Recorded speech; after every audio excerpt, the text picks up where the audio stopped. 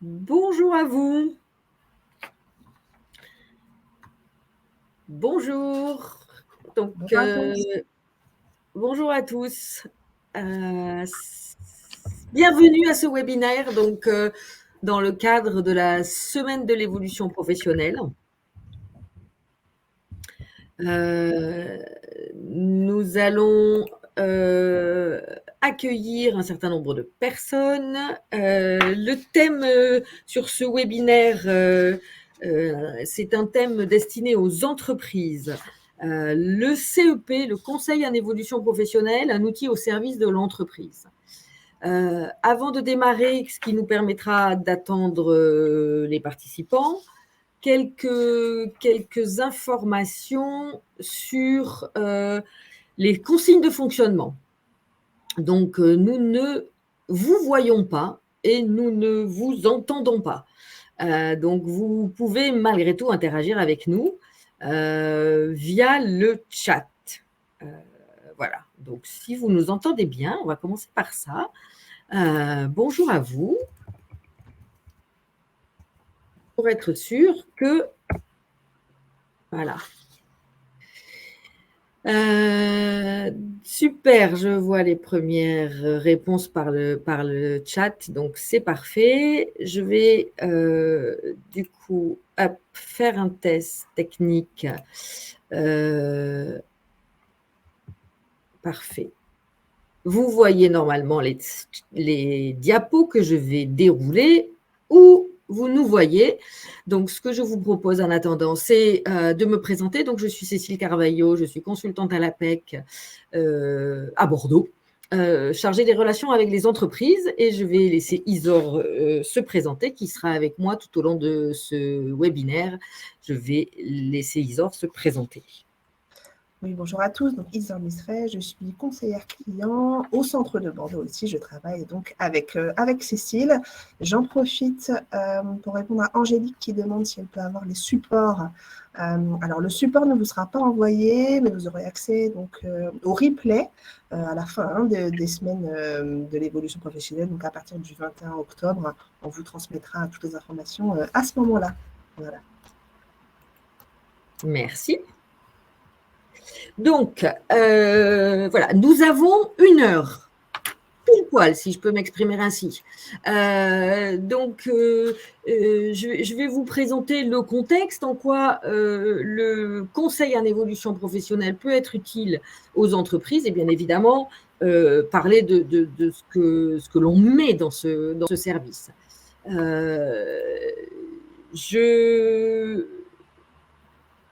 Je vous propose, excusez-moi, au fil de l'intervention, donc c'est pour ça que nous sommes 2, Isor est là pour, entre guillemets, surveiller le chat et puis me faire part des questions que vous pouvez avoir. Donc vraiment, n'hésitez pas.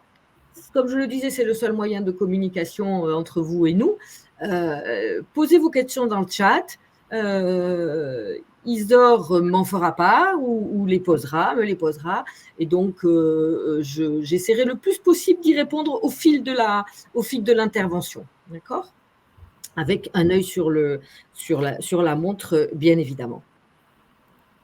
Alors, voilà, les semaines de l'évolution professionnelle, c'est quoi ? Donc, deux semaines organisées par ce que je vais appeler les acteurs de l'évolution professionnelle, hein, dont fait partie l'APEC, bien évidemment, mais le réseau EVA, différents acteurs de l'évolution, donc le groupement Évolution, BGE Guyenne, Ante-ARH, Corse, Axis Martinique, voilà, qui sont les acteurs de l'évolution professionnelle. C'est un événement 100% digital, gratuit, accessible à tous. Donc là, ça a démarré lundi, mais vous avez encore 10 jours pour participer aux différents webinaires avec des entrées différentes. Là, comme je le précisais, c'est une entrée B2B, mais on peut avoir des entrées pour les cadres et les salariés. Donc voilà, ça, le chat, le côté pratique, je l'ai déjà dit. Hop. Donc, les différents points que je vais aborder au cours de ce webinaire, hein, donc le contexte légal dans lequel le conseil en évolution professionnelle a été mis en place, donc avec un bref rappel de la loi, l'enjeu de l'entretien professionnel, hein, je pense qu'il y a derrière l'écran essentiellement des représentants d'entreprises. Donc l'entretien professionnel, votre obligation, mais au-delà d'une obligation, qu'est-ce que j'en fais et qu'est-ce que vous en faites pour rendre acteurs les individus de leur évolution professionnelle, les conditions de réussite, et ensuite, dans la deuxième partie, je rentrerai un peu plus dans le détail sur, quand on dit CEP, de quoi parle-t-on, hein, donc les objectifs et le contenu du CEP, l'intérêt que vous avez, vous, en tant qu'entreprise, de promouvoir, au-delà de votre obligation d'en parler, de promouvoir le CEP, quels bénéfices pour les collaborateurs et le salarié, et bien évidemment le parcours d'un CEP.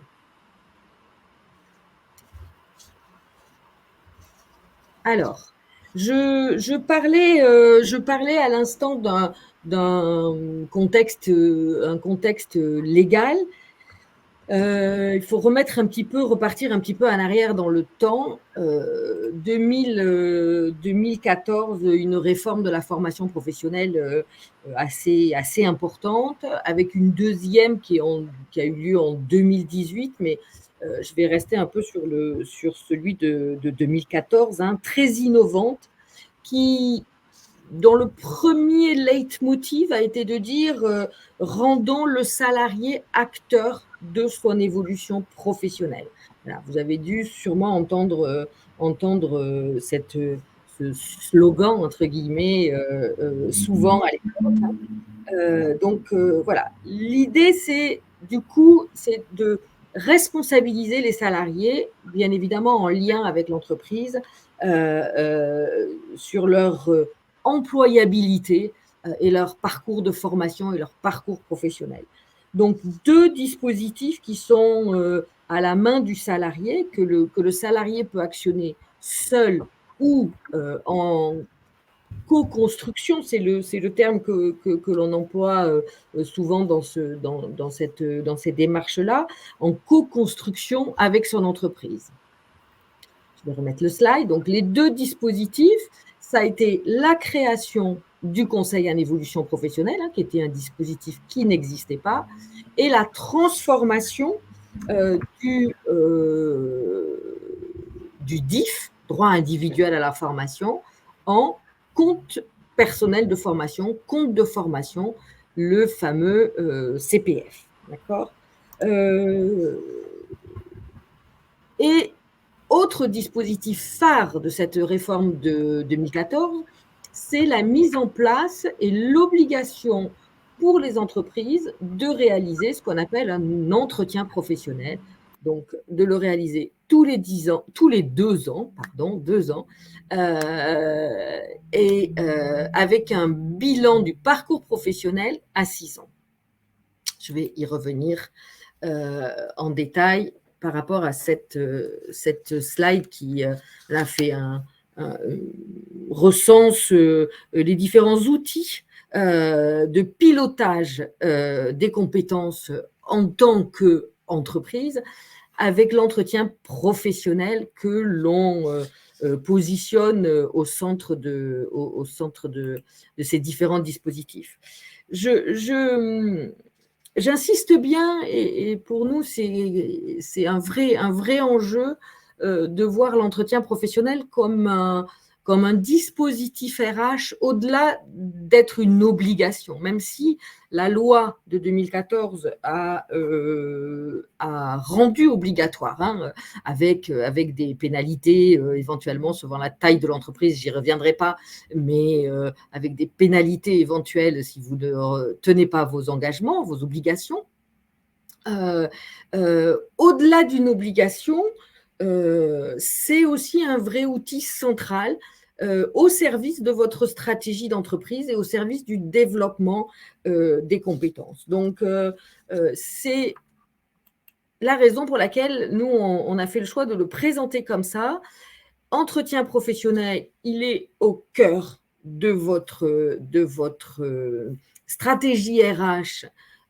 Stratégie RH étant elle-même au cœur de votre stratégie de développement de l'entreprise, et dispositif qui vous permet ensuite, ou au moment de l'entretien professionnel, mais au cours de la vie professionnelle de vos collaborateurs,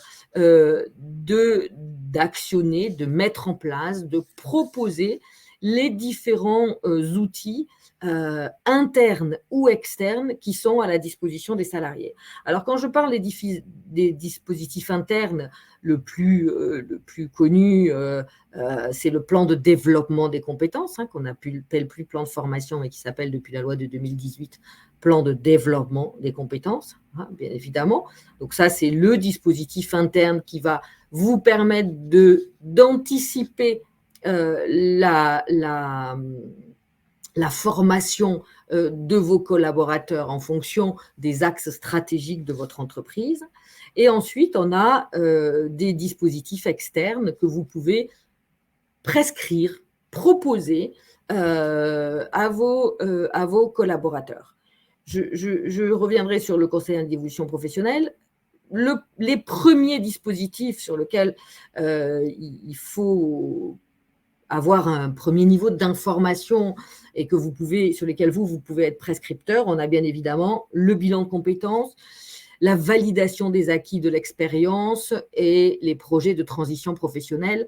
Voilà, dispositif externe, le projet de transition professionnelle, c'est la possibilité pour des collaborateurs de changer de métier, d'évoluer, plutôt des projets en externe.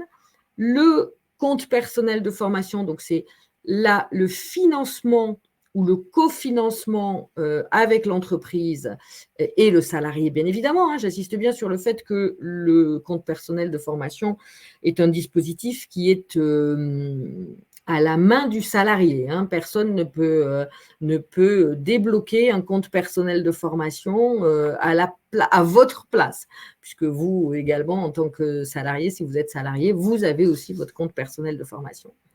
Et bien évidemment, le conseil en évolution professionnelle, qui est là aussi un enjeu important. Vous avez, vous et vos managers qui peuvent conduire l'entretien professionnel, parce que c'est vrai que l'entretien professionnel peut être conduit soit par des RH, soit par des managers, suivant la taille de l'entreprise, suivant la disponibilité, soit par les deux. Moi, j'ai plutôt envie de dire que c'est un outil de management avant tout, le conseil, l'entretien professionnel. Donc, j'aurais plutôt envie de conseiller que ce soit mené par des managers qui sont au quotidien auprès de leurs collaborateurs.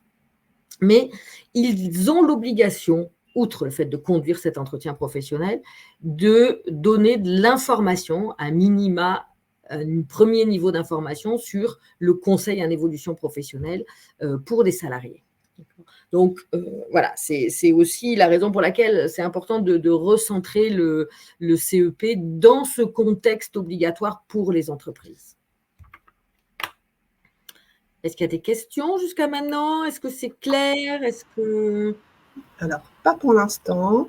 Pour l'instant. Très sage. Ok, n'hésitez pas. N'hésitez pas. Du coup, je continue. Alors, peut-être un point que j'ai pas souligné, c'est que l'entretien professionnel, c'est aussi le moment, c'est en premier le moment de parler d'évolution professionnelle. Souvent, on compare l'entretien professionnel à l'entretien, voire on confond l'entretien professionnel et l'entretien d'évaluation. Donc, on n'est pas là. Quand on est manager ou RH au cours d'un entretien professionnel, on n'est pas là pour réévaluer la performance d'un collaborateur. On parle d'évolution et non pas d'évaluation. Donc, c'est important de faire la différence. Et je souligne que l'entretien annuel n'est pas un dispositif, hors certaines branches professionnelles, n'est pas un dispositif qui est obligatoire, contrairement à l'entretien professionnel. Donc, dans lequel on parle d'évolution professionnelle. On reviendra tout à l'heure également sur le fait de ce qu'on met derrière le terme d'évolution professionnelle. Mais voilà, on fait un bilan d'une période, donc de 2 ans, sur lequel on se pose la question de qu'est-ce qu'on a aimé dans son job, qu'est-ce qui a été nouveau, sur quoi on s'est formé, sur quoi on a envie de se former et quelles projections on fait dans les années à venir sur son évolution professionnelle. Donc, alors, deux petites questions, pardon Cécile, je te coupe. On a Frédéric qui demande si on peut être conseillé sur la construction de l'EP auprès de l'APEC ou autre. Oui, tout à fait. Alors, on peut intervenir au travers de nos ateliers pratiques RH sur la conduite des entretiens professionnels. Ça fait partie de notre mission, effectivement. Après, sur la construction de l'EP par rapport à un document qui est obligatoire et qu'il faut être en capacité de remplir à la fin de chaque entretien professionnel. Là, il y a des documents qui sont déjà élaborés par les branches professionnelles ou par nous et qu'il vous faut vous approprier. Mais oui, nous, on a en particulier des ateliers sur lesquels on peut former RH et managers à comprendre l'enjeu de l'entretien professionnel et apprendre à conduire l'entretien professionnel. Alors, du fait de sa structure, l'APEC et de son mode de financement, l'APEC ne va pas vous proposer 3 jours de formation sur le sujet, ni même une journée, mais ce que l'on trouve sur notre site, les ateliers pratiques RH sur le sujet, permettent d'avoir des bonnes bases sur la question. Et on nous demande aussi si les 2 entretiens sont bien distincts ou si, voilà, parfois ils sont fusionnés. Est-ce que c'est normal? Alors, oui, la loi dit il faut faire 2 entretiens distincts. En tous les cas, elle dit il faut faire un entretien qui s'appelle entretien professionnel. Ça, là-dessus, c'est très clair.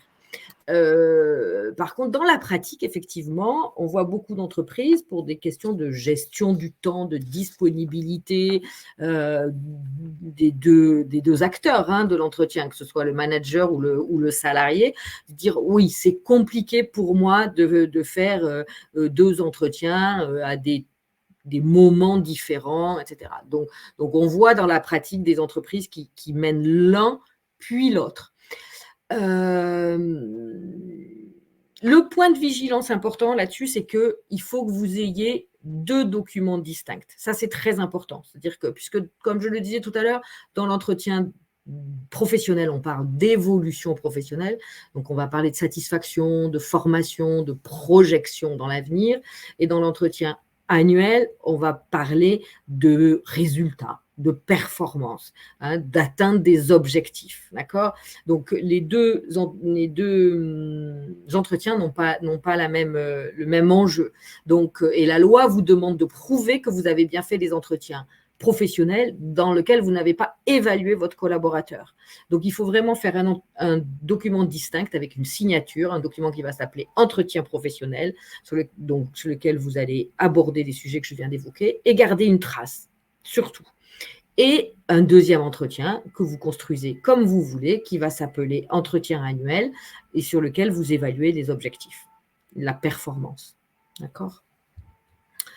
Voilà, dans le texte, dans la loi et dans la pratique, globalement, la différence. Est-ce que c'est bon ? Merci Cécile. Ok, donc, pardon. Hop, je remets le support. Voilà. Alors, voilà, du coup, là, je me repositionne dans un contexte, je suis en entreprise, j'ai mis en place, je rappelle que vous avez l'obligation depuis 2014 d'avoir déjà mis en place les entretiens professionnels. Petite précision que je n'ai pas donnée pour les salariés qui ont plus de 2 ans d'ancienneté dans l'entreprise. Et vous vous dites, voilà, que faire pour optimiser et rendre le plus efficace possible et le plus cohérent possible cette démarche d'entretien professionnel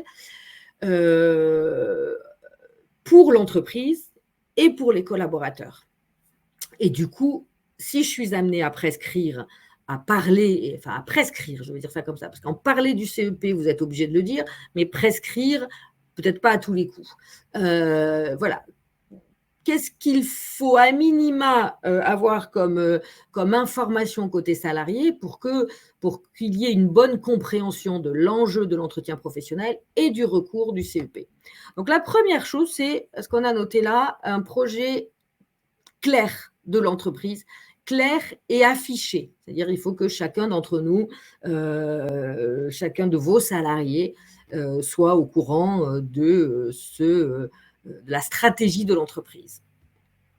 Moi, j'illustre souvent par une métaphore, de se dire que moi, si on ne me dit pas où je pars en vacances, je ne sais pas ce que je vais mettre dans ma valise. Et bien là, c'est pareil. Si l'entreprise ne vous présente pas au niveau de l'entreprise, du département ou du service, les enjeux d'évolution, de développement, de nouveaux produits, de nouvelles machines, de nouvelles stratégies marketing commercial ou R&D, moi, collaborateur, je vais avoir du mal à dire de quoi j'ai besoin en termes de formation et sur quoi j'ai envie de me positionner si je n'ai pas les informations qui vont bien. Donc, avant tout, un projet clair et affiché. Une raison d'être partagée. Donc, quel est le sens de l'entreprise que l'entreprise veut jouer, le rôle que l'entreprise veut jouer dans la société au-delà de son activité économique. Du coup, très logiquement, quand on parle stratégie d'entreprise, développement, positionnement, on parle d'enjeux RH, de compétences RH, d'éventuellement de fiches de fonction et de compétences requises et d'évolution de compétences. Et à ceci, on ajoute, moi j'aurais d'abord dit le plan de développement de compétences, mais ensuite on peut faire le lien bien sûr avec les référentiels métiers des branches professionnelles. Et bien évidemment, une condition majeure pour réussir l'entretien professionnel, c'est de l'information. On a écrit là les guides pour préparer l'entretien, mais effectivement, pouvoir dire à un collaborateur, votre entretien professionnel, voilà comment il va se dérouler, voilà quel est le support sur lequel on va travailler.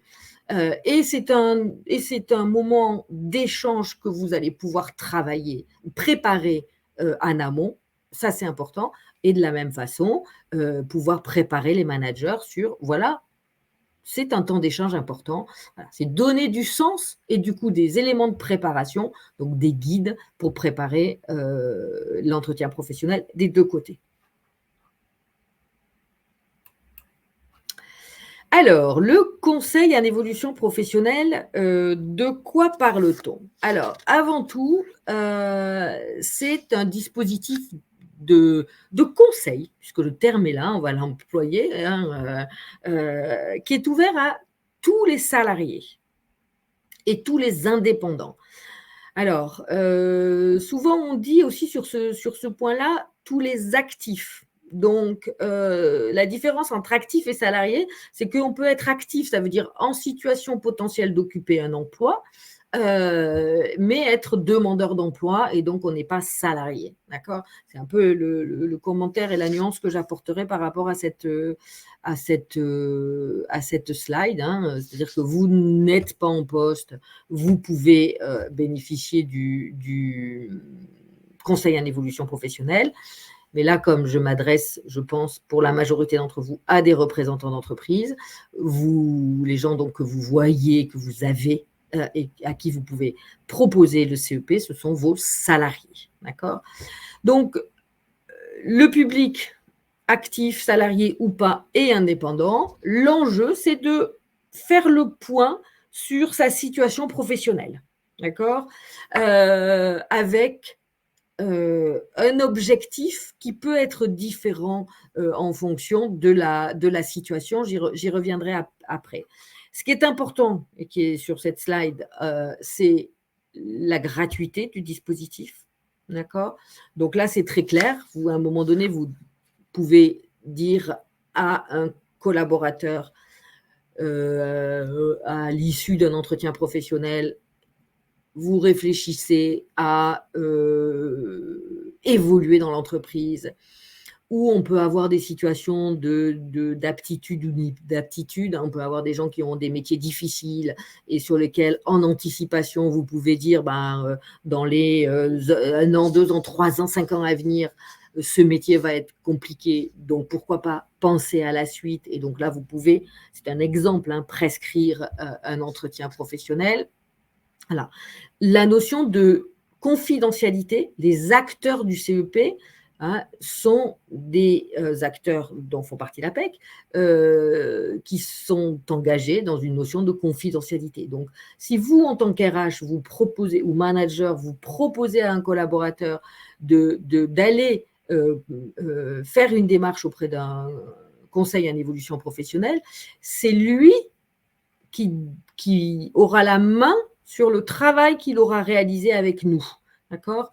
Vous avez tout intérêt, que ce soit là aussi une démarche de co-construction de parcours professionnel, mais il n'a pas l'obligation de vous faire un retour. D'accord ? Donc la notion de confidentialité est importante pour nous, la notion de neutralité et d'impartialité. D'accord ? Nous, on est là pour poser les bonnes questions. Quand je dis nous, ce sont les acteurs de l'évolution professionnelle, les consultants qui vont intervenir, voilà, et d'accompagner dans la réflexion, de poser les bonnes questions en restant impartial et accessible à tous, voilà, parce qu'on a l'obligation, voilà, de rencontrer des gens, soit en face à face, soit en visio, y compris, enfin voilà, sur des plages horaires assez larges, et accessible également tout au long de la vie professionnelle. C'est-à-dire que c'est pas parce qu'une fois vous avez utilisé, excusez-moi, j'aime pas trop ce terme-là, bénéficier, voilà, c'est plus joli, bénéficier d'un conseil à un moment donné, d'un conseil en évolution professionnelle, à un moment donné de votre vie professionnelle, à un moment donné, vous vouliez postuler en interne et vous aviez besoin, par exemple, d'un regard sur votre CV ou pour préparer l'entretien de mobilité interne, et ben c'est pas parce que vous l'avez utilisé une fois que 2 ans plus tard ou 6 mois plus tard ou 3 ans plus tard, vous ne pourrez pas à nouveau faire appel au conseil en évolution professionnelle. Des questions, des remarques ? Oui, nous avons une petite remarque de Nathalie qui voilà, ne sent pas bien l'interaction entre le CEP et l'entreprise. Donc, voilà, vraiment pour côté employeur, en quoi c'est vraiment au service de l'entreprise. D'accord. Alors, au-delà du fait que vous avez l'obligation, mais je suis consciente qu'en disant ça, je ne réponds pas à votre question, que vous avez l'obligation d'en parler. Ce qui est important, c'est que souvent, alors vous pouvez, grâce à l'EP, sur un EP bien mené et sur lequel on a donné du sens, percevoir si votre collaborateur est encore, je vais le dire comme ça, 100% engagé dans l'entreprise ou plus qu'à 80% engagé ou à 120% dans l'entreprise, ou au contraire, vous sentez qu'il est désengagé. Du coup, vous, votre premier enjeu, si je me mets dans la situation où votre collaborateur commence, vous sentez un peu de démotivation, voilà, et d'essayer de comprendre ce qui démotive ou risque de démotiver et donc de faire partir ou de voir partir votre collaborateur. Donc, votre premier enjeu, il est là. Le deuxième enjeu, il est dans l'utilisation du CEP, c'est dans la slide précédente, il y a le côté neutre et impartial. C'est de pouvoir dire aussi à votre collaborateur, le conseil en évolution professionnelle est un conseil externe qui vous apportera neutralité et impartialité sur l'analyse de vos compétences, par exemple, ou sur l'analyse de vos motivations. On peut aussi avoir des gens qui disent j'ai envie de faire autre chose, mais je ne sais pas quoi. D'accord ? Ou on peut avoir des collaborateurs qui disent, vous pouvez avoir ça, qui postulent à toutes les possibilités de mobilité interne, un peu voilà, n'importe comment ou de façon un peu décalée par rapport à leurs compétences. Donc, ça peut vous permettre de leur dire allez travailler en externe sur réellement quel est votre projet, qu'est-ce que vous avez envie de faire demain, construire votre projet et ensuite revenez, on en discute ensemble par rapport à la stratégie de l'entreprise et les besoins de l'entreprise, comment on peut se situer.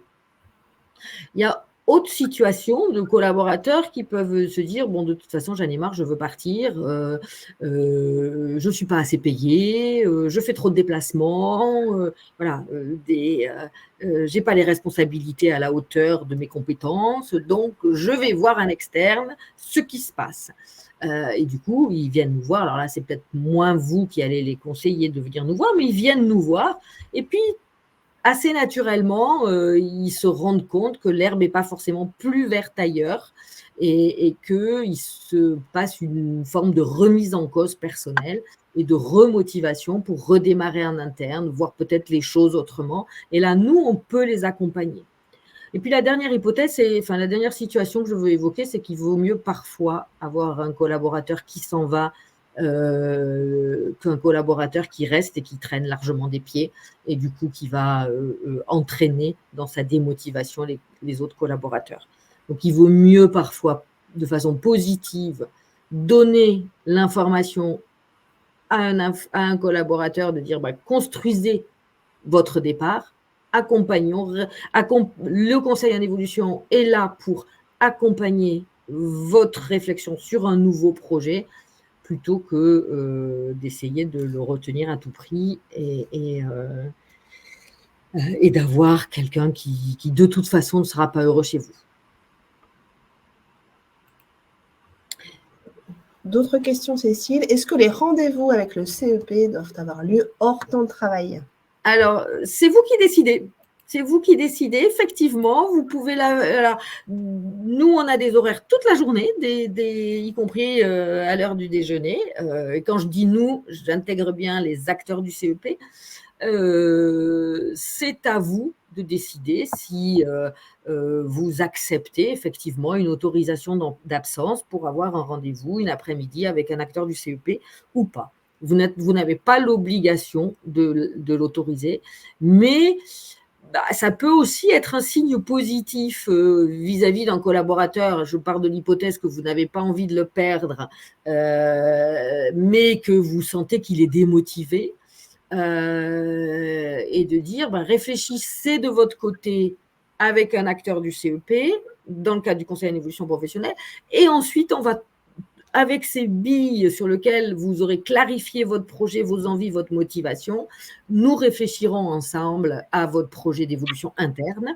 Et dans ce cas-là, c'est un geste de la part de l'entreprise que de dire, OK, oui, vous pouvez y aller, vous avez rendez-vous vendredi après-midi, mardi après-midi, oui, vous pouvez y aller.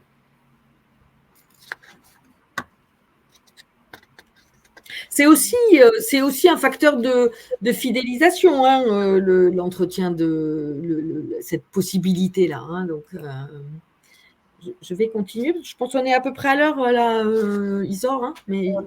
Voilà, encore 27 minutes, très exactement. Voilà. Donc, mais comme je vois qu'il y a quelques questions, je ne veux pas. Voilà. Donc, quelques exemples de raisons pour lesquelles on peut activer le CEP. Donc, voilà, les éléments de réponse que je viens de donner. Changer de voie. À un moment donné, le collaborateur a envie de changer de voie. Il a envie d'évoluer. Il a envie de se former à un nouveau métier ou de compléter sa formation. Il veut préparer sa reconversion. Nous, on voit en ce moment pas mal de situations de cadres qui, pour des raisons diverses et variées, sont dans des réflexions de reconversion avec ou sans création d'entreprise. D'ailleurs, pas forcément. Quand on parle de reconversion, on n'a pas forcément création d'entreprise. On a l'évolution interne. Voilà, un collaborateur qui se dit, je ne veux pas louper, il y a un poste qui vient de sortir, je ne veux pas louper ma candidature sur ce poste-là et je veux préparer ma candidature. Voilà. On peut avoir une combinaison de raisons, c'est-à-dire qu'on peut avoir quelqu'un qui dit je veux évoluer en interne, je ne veux pas quitter mon entreprise, mais j'ai bien conscience j'ai bien conscience que sur tel ou tel poste qui sont sortis ou qui vont sortir, je n'ai pas la formation qui va bien. Donc, on fait le point avec un consultant sur les motivations, les compétences et sur les axes de formation, avec ou pas engagement de formation, soit uniquement via le CPF, soit en co-construction avec l'entreprise. Donc, du coup, l'entreprise pourra, par exemple, financer à 50% l'action de formation et le reste sera financé par le salarié avec son CPF, ou ce sera que du CPF, mais l'entreprise va autoriser l'absence pour formation pendant son temps de travail. Donc, voilà, des situations un peu différentes que l'on rencontre, nous, tous les jours dans nos démarches de conseil. Je voudrais revenir sur un terme que j'ai utilisé et que l'on a ici, sur le terme d'évolution professionnelle. Souvent, moi, on me dit j'ai pas beaucoup de possibilités d'évolution dans mon entreprise. La personne au-dessus de moi, elle a 3 ans de plus que moi. Je vais pas lui piquer sa place. Il faut accompagner vos collaborateurs, et ce sont des réflexions que peuvent vous faire vos collaborateurs, se dire, moi, comment est-ce que je peux évoluer dans l'entreprise ? Donc, il faut un peu déconstruire cette notion d'évolution, en se disant que évoluer n'est pas uniquement devenir chef à la place du chef. On parle souvent, quand on parle d'évolution professionnelle, de dire je grimpe d'un échelon. Mais on peut aussi avoir des évolutions verticales, on peut avoir des changements de métier, on peut avoir des changements de statut, on peut avoir des élargissements de mission. Moi, je prends souvent cet exemple d'un commercial qui va commencer dans une entreprise, un commercial B2B qui va commencer dans une entreprise à vendre plutôt à des clients TPE, PME, parce que c'est sa première expérience. Et puis, petit à petit, il va prendre en charge soit un secteur géographique plus important, soit des tailles d'entreprises plus importantes. Donc, il va aller vendre à ce qu'on appelle des grands comptes, des grandes entreprises. Et puis, il sera toujours commercial sur sa fiche de paye et sur sa carte de visite. On aura peut-être ajouté commercial grand compte, mais voilà. Et puis, peut-être parce qu'il va encore évoluer, il va prendre la clientèle du secteur public, par exemple, donc les réponses à appel d'offres, donc qui sont une toute autre démarche commerciale que quand on est en B2B, TPE, PME, etc. Donc, voilà. Ce qui est important aussi, c'est de bien comprendre que dans EP et CEP, on parle d'évolution professionnelle, mais c'est aussi de faire prendre conscience à vos collaborateurs que dans évolution professionnelle, ça ne peut pas forcément dire je prends la place de mon chef. Ça peut aussi vouloir dire je peux changer de métier, aller dans un service à côté, sans prendre forcément immédiatement des responsabilités d'encadrement, par exemple. Je crois que j'avais un peu peut-être pas assez insisté sur cette notion d'évolution qui reste souvent un blocage en disant voilà, comment je peux évoluer dans mon entreprise. Alors, voilà, quelques éléments de synthèse et donc de bénéfices pour votre entreprise. L'entretien professionnel et la communication que vous allez faire autour de l'entretien professionnel est le moment d'évoquer donc la stratégie de l'entreprise. Je crois que je l'ai dit tout à l'heure, pour aider chaque salarié à se projeter. Alors, MT, on a marqué là, MT moyen terme. Tout à l'heure, j'ai fait la comparaison entre l'entretien professionnel et l'entretien annuel. J'ai parlé d'évaluation des évolution. On peut parler de formation dans les 2 entretiens, effectivement. L'entretien professionnel est aussi le lieu de parler de formation, mais on va parler plus de formation moyen terme dans l'entretien professionnel que dans l'entretien annuel. D'accord ? Voilà, c'est une projection plus à moyen terme et donc avec tous les outils qui vont avec, toutes les actions qui vont avec, d'accord ? Donc avec, identifier les compétences détenues et les compétences à acquérir, de quoi j'ai besoin, en fonction de ma cible. Pour vous, bien sûr, préparer votre plan de développement des compétences et bien évidemment, fidéliser et conserver les salariés. L'enjeu, c'est de dire, si j'aide pas le collaborateur à se projeter, il va peut-être aller voir ailleurs. Malgré tout, le risque, et on ne l'a pas écrit ici en tant que risque, mais je vais le mentionner parce que ça me semble important dans le pilotage de l'entretien professionnel en tant qu'outil RH, en tant que dispositif RH, il est aussi important de ne pas générer de frustration. C'est-à-dire certes, de faire émerger des besoins en compétences, des axes de développement, d'aider le collaborateur à se projeter dans l'avenir, mais si vous ne suivez pas, vous ne mettez pas d'action de suivi dans votre entretien professionnel, vous risquez de générer des frustrations qui vont faire un effet boomerang. Donc là, il y a un vrai enjeu également sur l'entretien professionnel de suivi, et pas simplement de suivi obligatoire avec le bilan à 6 ans.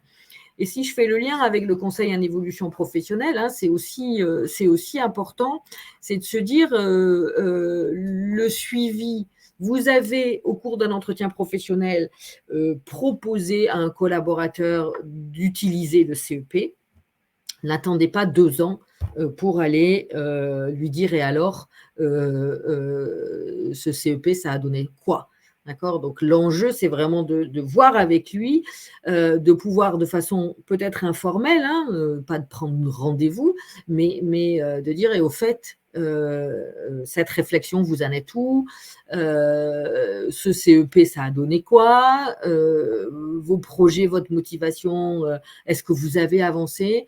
Parce que là, le risque, c'est de déclencher vraiment des frustrations.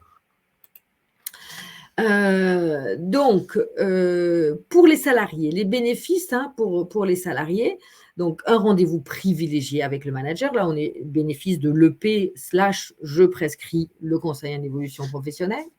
D'accord ? Et on fait le point donc sur les missions, sur le parcours professionnel, sur les compétences acquises et à développer, sur la projection dans l'entreprise et l'évolution souhaitée. Et du coup, les formations suivies ou envisagées, et l'enjeu, effectivement, les bénéfices, c'est de se dire je favorise, je crée un vrai dialogue entre le salarié et l'entreprise. Alors souvent, les entreprises me disent « oui, non, mais le dialogue, on l'a tous les jours, à la machine à café. » Oui, mais ce n'est pas que ça. D'accord ? Là, on a quand même quelque chose de structuré et on essaye d'aller plus loin. Des questions, des remarques? Non, c'est bon? Si tu dis rien, Isor, ça veut dire que c'est… Non, écoute, c'est bon. Il y a des petites questions, mais on pourra peut-être y répondre plutôt à la fin. Je pense que ça sera en l'occurrence plus pertinent.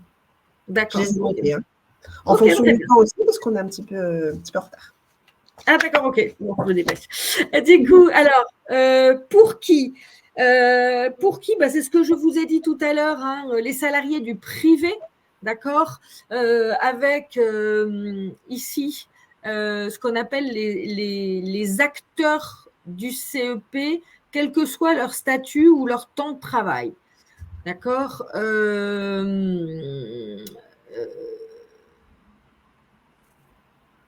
Je vais plutôt commencer par ça et comme ça, par comparaison, on verra qui va là. Donc là, c'est vrai que sur l'APEC, travailleurs indépendants et cadres, ça peut être l'APEC. Les gens qui ne sont pas cadres et qui sont salariés, d'accord, ils vont sur ce qu'on appelle les acteurs indépendants, les acteurs privés du conseil en évolution professionnelle.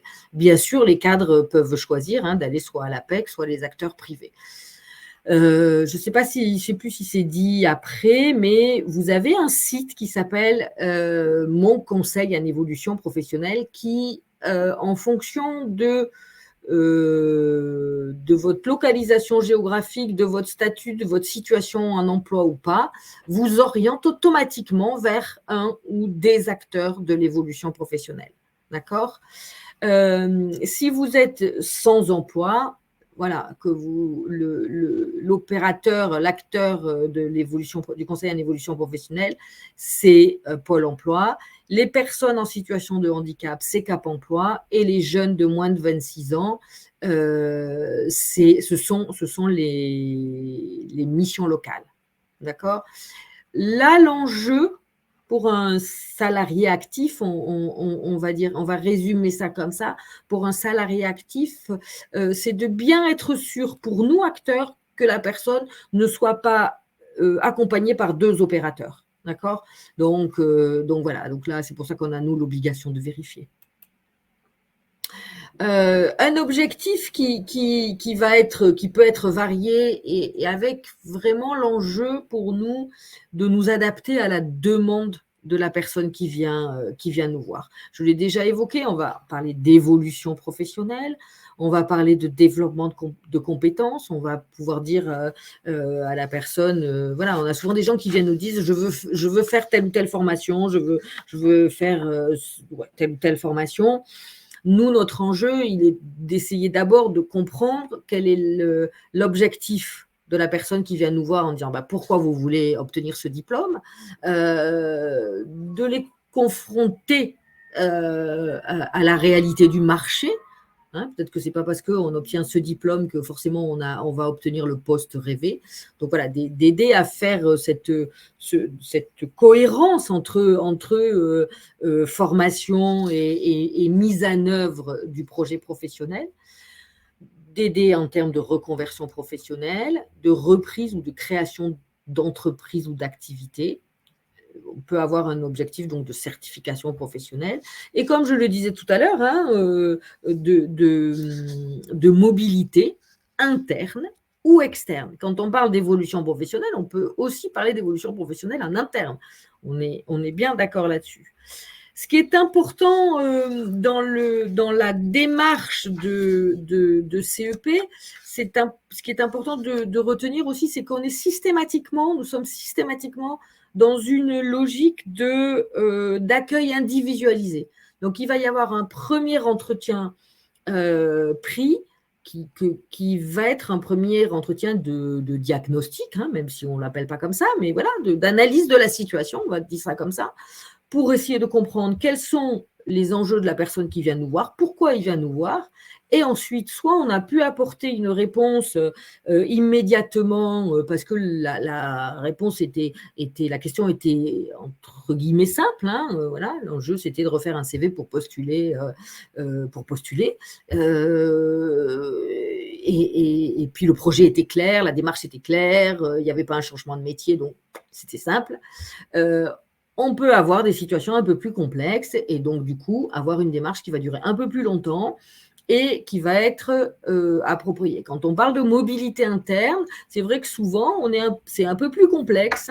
C'est un peu plus complexe parce qu'il faut travailler sur la transférabilité parfois des compétences, il faut travailler sur les idées reçues que peut avoir le manager ou le salarié lui-même sur son parcours. Donc voilà, on a un premier accueil individualisé avec une analyse de besoins et ensuite un accompagnement personnalisé.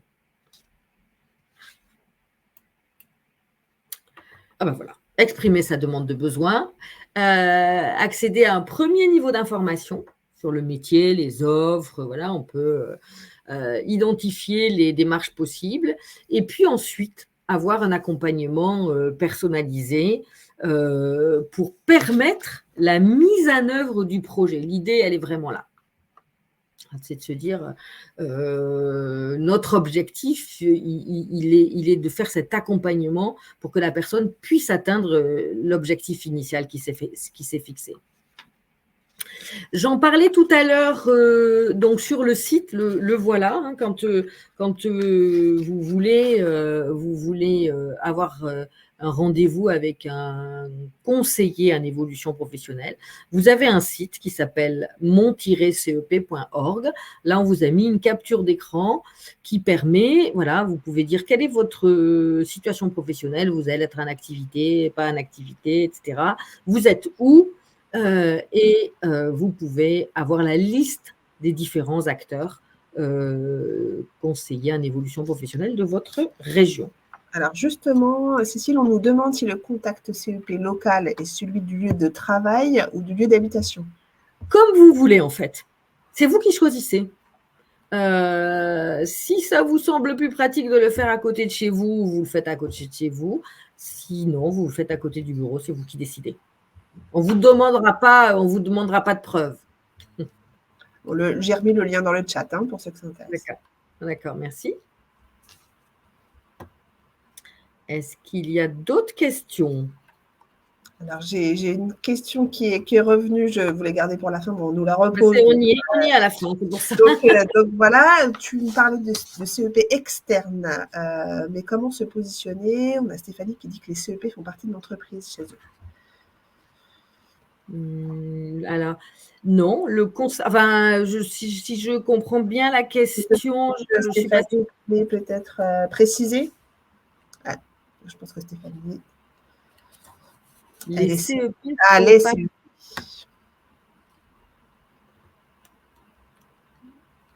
Stéphanie dit qu'elle est CEP dans sa propre. Oui, pour moi, le CEP, hein, je suis CEP. Ah oui, alors est-ce que si il n'y a pas de CEP à l'entreprise, c'est que de l'externe? Oui, je suis assez d'accord. Dans ma propre entreprise. C'est comme moi, si je veux bénéficier du conseil en évolution professionnelle au sein de l'APEC. Oui, j'ai pas de. Soit si, je peux aller voir un prestataire qui ne sera pas l'APEC. Mais pour moi, le conseil en évolution professionnelle, c'est un organisme qui est à part. Alors, c'est une bonne question. Dans la fonction publique hospitalière, alors il peut y avoir effectivement, mais ça s'appelle peut-être CEP, effectivement, il peut y avoir des dispositifs dans certaines structures, et effectivement dans certaines structures publiques, je vais mettre des bémols, et il faudra le vérifier. Je pense que c'est important. Mais il peut y avoir effectivement, oui, des conseillers, on les avait, je pense, dans des grosses structures que je ne vais pas nommer, qui ont connu de grosses transformations, peut-être principalement en termes liés à la transformation numérique. Alors, il y a quelques années, où là, effectivement, il y a eu des cellules de reconversion, peut-être, qui ont été mises en place. C'est peut-être reconversion qui s'appelait conseil en évolution professionnelle.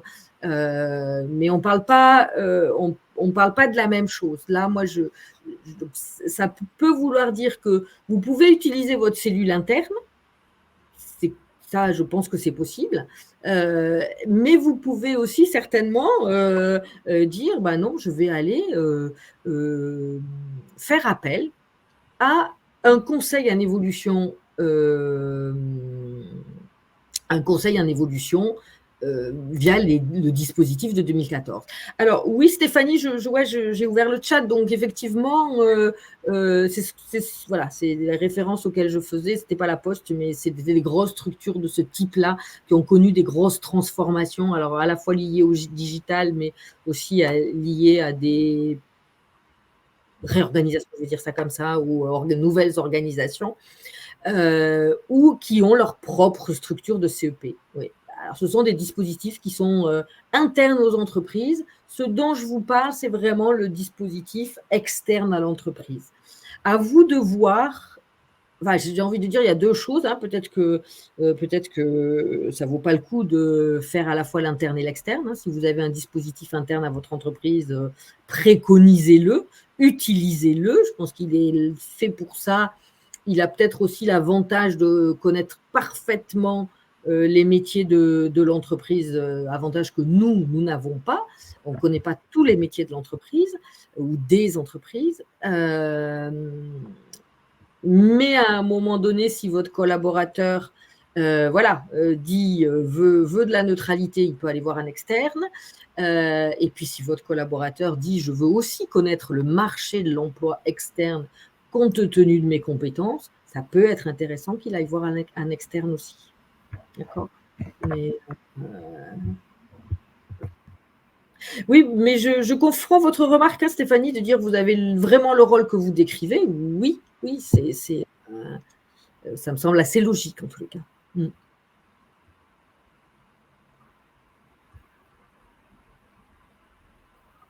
Peut-être une dernière question, Cécile. Il nous reste 5 minutes. Une question qui arrive un petit peu plus tôt. Si l'entreprise n'est pas conforme dans les entretiens professionnels, comment elle se met à jour? C'est une très bonne question. C'est déjà passé. Voilà, je ne voulais pas. Mais c'est une très bonne question de conclusion en tous les cas. Parfait, merci. Alors, il faut y aller, il ne faut pas attendre parce que tout dépendra de la taille de l'entreprise, mais ce qu'il faut savoir, c'est que l'entretien professionnel, il est obligatoire, quelle que soit la taille de l'entreprise. D'accord. Il n'y a des sanctions financières que si vous êtes une entreprise de plus de 50 personnes. D'accord. Malgré tout, si vous n'avez rien fait, il faut vous y mettre. Parce que c'est aussi un enjeu de marque employeur, un enjeu de fidélisation.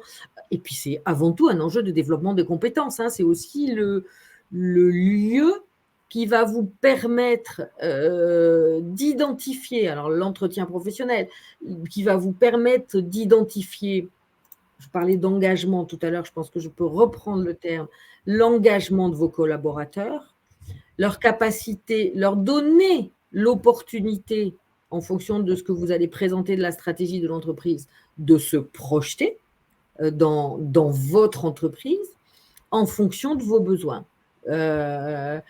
Donc, il faut y aller, il faut vous y mettre.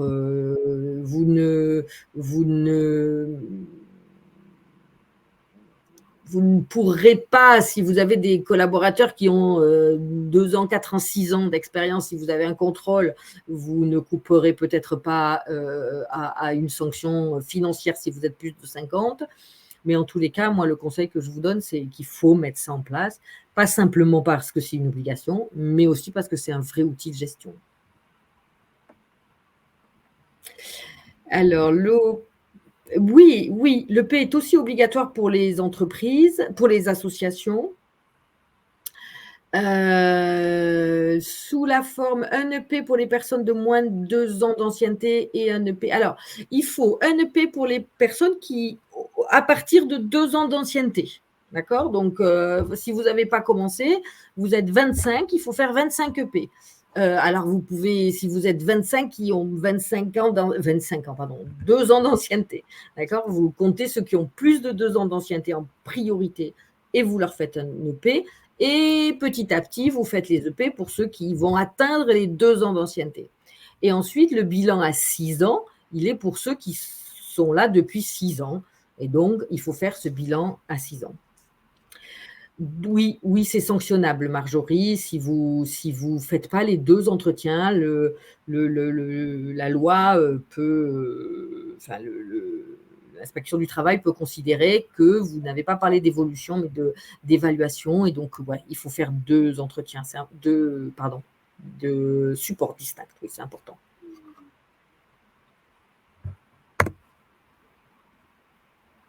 Et j'ai mis dans le chat le lien vers la chaîne YouTube où, comme on vous disait en début de présentation, vous aurez tous les replays des webinaires de la semaine. Ok, écoutez, je pense qu'on a répondu aux questions.